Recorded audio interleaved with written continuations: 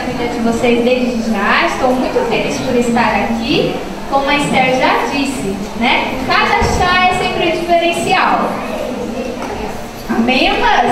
Amém. Mulher reunida junto é uma bênção, né? Você sempre quer conversar, mas depois vai ter um momento certo pra gente conversar. Se a nossa pastora Marjorie viesse aqui, com certeza ela já ia falar. Essa pulseirinha aqui tá a cara da riqueza. Né? Ela ama esses detalhes. E todos esses detalhes, irmãos, que eu gosto de sempre frisar é isso. Nos mínimos detalhes a gente vê, né?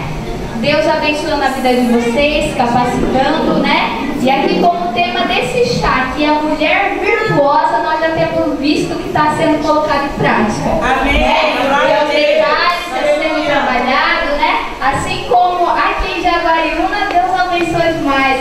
A Simone também foi uma bênção lá semana passada. A Rose e a Sueli foi no mesmo dia, bênção dobrada, né? Então eu quero louvar a Deus mesmo por Ele ter nos dado esse privilégio. Esses 11 chás, irmãos, é bênção atrás de bênção, só bênção. É claro, tem as lutas, tem, claro, né? Pra gente chegar na vitória tem o quê? Tem luta, né? Pra você ver a rosa linda desse jeito, tem o espinho, não tem? Então é assim nas nossas vidas também. Mas o Senhor sempre honra e o final da festa é sempre o melhor, né? Porque depois do final da festa é como eu sempre digo. No começo da festa é tudo lindo, maquiagem linda, maravilhosa, mas o final da festa é o mais bonito, porque a gente chora na presença de Deus, a gente sente a presença de Deus, Deus fala com a gente, né? Então é assim que deve ser.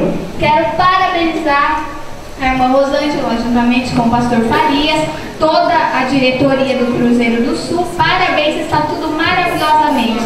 Deus abençoe a vida de vocês e uma linda salva de palmas para Jesus.